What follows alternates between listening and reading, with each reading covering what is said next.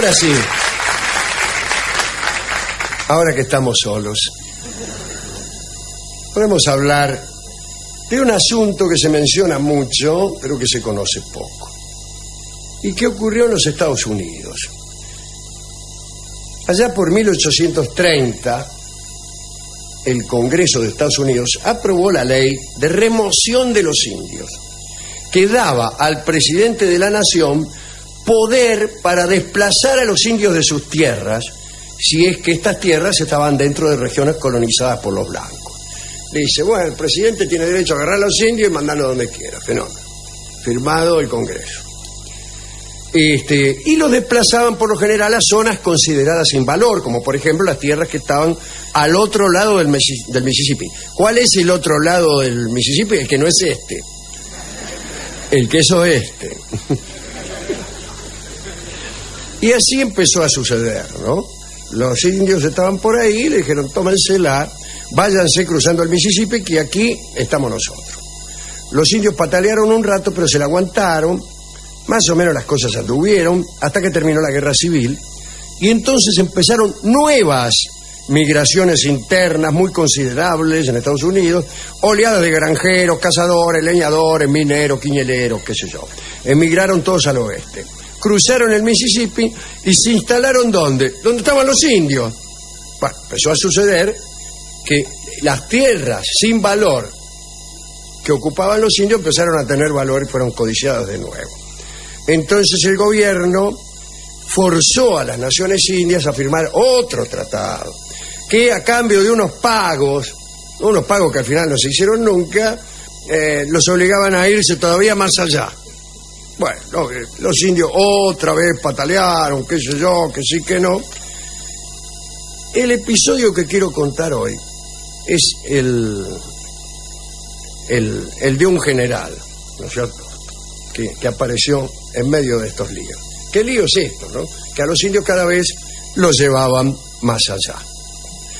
Hicieron incluso una oficina de asuntos indios. ¿Cómo me gusta eso para una oficina? Oficina de asuntos indios. Y bueno, y ahí trataron de arreglar el asunto.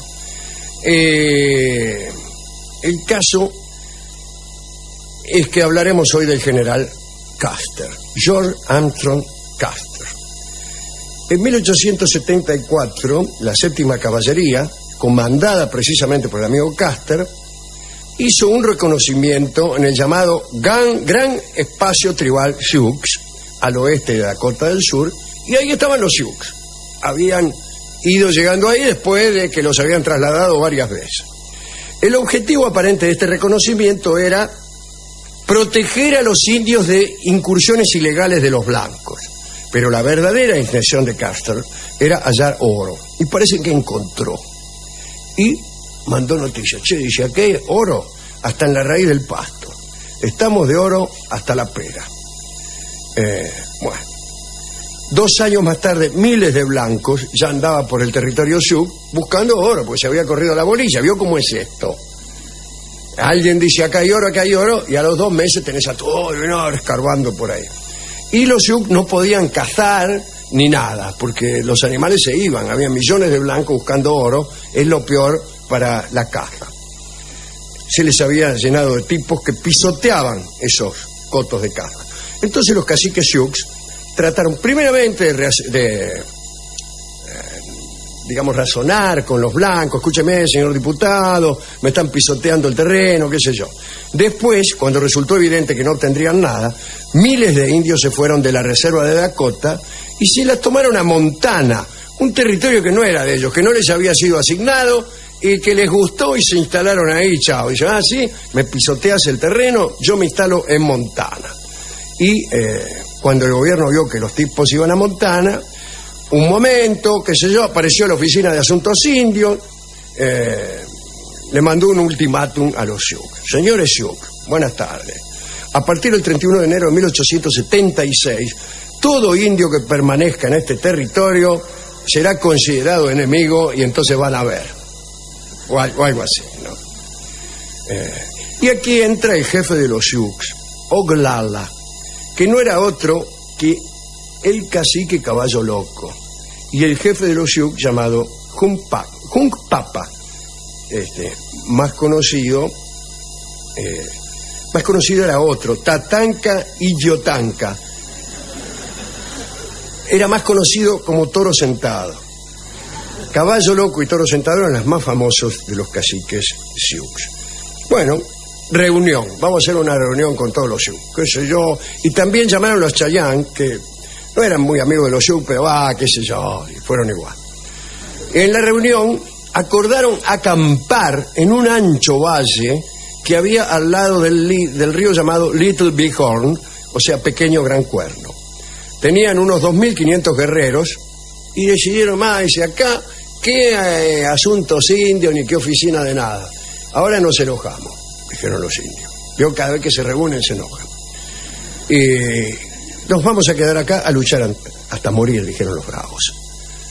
El ejército de los Estados Unidos recibió esta información y recibió también órdenes de hacer cumplir el ultimátum, de hacerlo rajar a los Sioux y a los Cheyenne.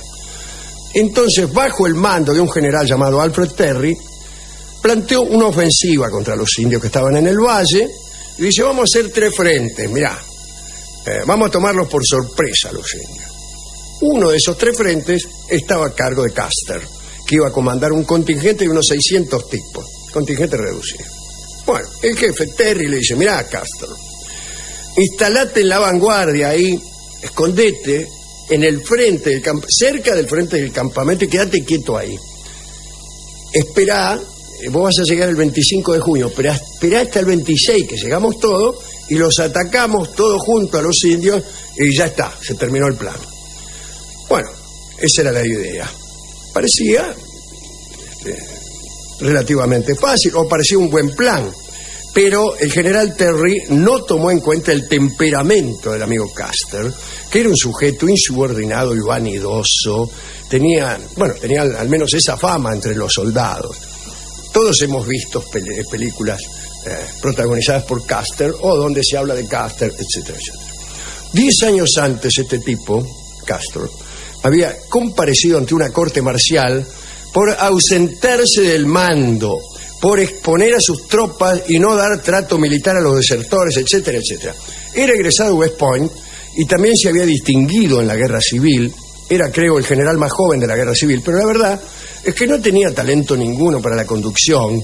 Era un tipo que no tenía disciplina, un loco. No le daba importancia a la vida humana, atacaba frontalmente. Le gustaba su fama de valiente, y lo era, pero de un modo desastroso para un militar. La templanza, después de todo, es el eje de la virtud militar. Bueno, este tipo era desenvuelto, lucía una apariencia esplendorosa, tipo de recia complexión, rubia melena larga que le caía hasta los hombros, parecía Marilyn Monroe, ¿no? Mucha postura al cabalgar. Bueno, pero también era un hombre muy mundano, que tenía aliados, amigos en el gobierno, que lo habían hecho salir indemne de todas estas infracciones. Bueno, sabiendo todo esto, alguien le dijo al salir su contingente, dice, esperá a los Custer, tranquilo que hay suficientes indios para todos, dijo con ese amor por los indios que sienten los americanos. Pero Custer no esperó. Ya desde que salió, condujo a la tropa a toda velocidad. Salió del Fortín 80. Vamos, vamos, qué sé yo. Rechazó incluso un batallón adicional que le quiso dar Terry. Dice, los voy a liquidar a todos, qué sé yo. Bueno, llegó el 25 de junio, un día antes de lo previsto y un día antes que las tropas de Terry. Y a pesar de las instrucciones de Terry, ordenó tomar posición para atacar. Y dice, no esperamos nada, atacamos nosotros solos. Envió un alcahuete a mirar al capitán Benton, a hacer un reconocimiento por ahí, con otros tipos, con 125 tipos, él tenía 600. Y envió a Marcus Reno a la punta sur del campamento Sioux, también a ver qué pasaba, otros 140.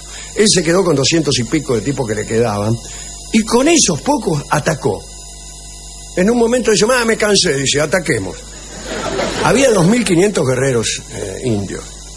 Custer tenía una espía entre los indios, un indio traidor que se llamaba Cuchillo Sangriento, y lo mandó a ver cómo estaban los Sioux y Cuchillo Sangriento le dijo: mire, hay más guerreros Sioux que balas tenemos nosotros en nuestros cintos.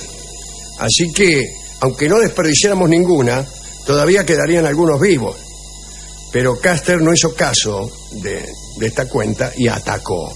Nunca se supo por qué. No basta su mero temperamento para explicar esta locura. Bueno, después del mediodía, el día 25 de junio, el sol cayendo a pico sobre el valle del Little Bighorn, 200 soldados contra 2000 y pico de guerreros.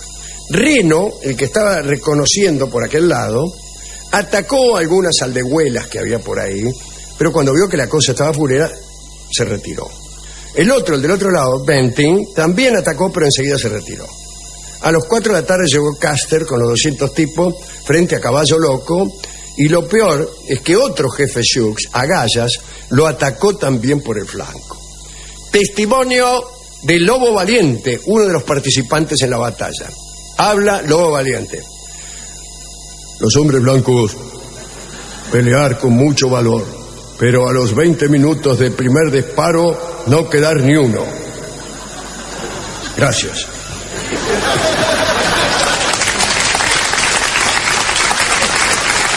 Bueno, los indios lo mataron a todos y se fueron. ¿Qué se iban a quedar haciendo? Bueno, además ya sabían que venía el otro, que venía Terry, y se rajaron. Llegó Terry y no encontró nada. Y se armó la podrida. ¿Qué había pasado allí? La opinión pública americana. Bueno, ante el público, Custer quedó como un héroe y como mártir. Incluso Reno, el que se había retirado, fue procesado por traición, por cobardía. Finalmente se comprobó que su conducta había sido razonable. Se exoneró a Reno, pero no se culpó a Custer, que tenía amigos aún después de muerto. Eso es lo que es una buena cuña.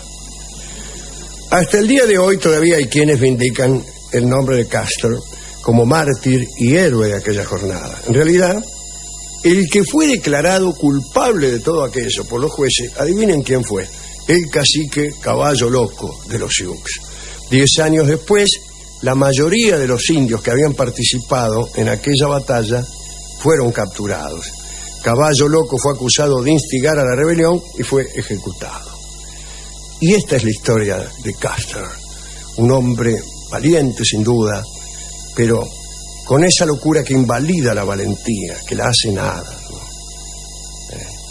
La valentía necesita un eje de razón y de prudencia, si no es un simple delirio. Ahora, ¿qué le pasaba realmente a Custer? ¿Por qué esa locura temeraria de jugar su vida y la ajena en paradas absurdas de suerte y verdad? Ay, Custer, líbrenos Dios de los valientes como tú. Una vez le pregunté a Rolón qué le diría a un paciente como el general Custer. Y el buen psicoanalista me respondió: le diría esto: oye, Custer, todo lo que necesitas es amor. Sí.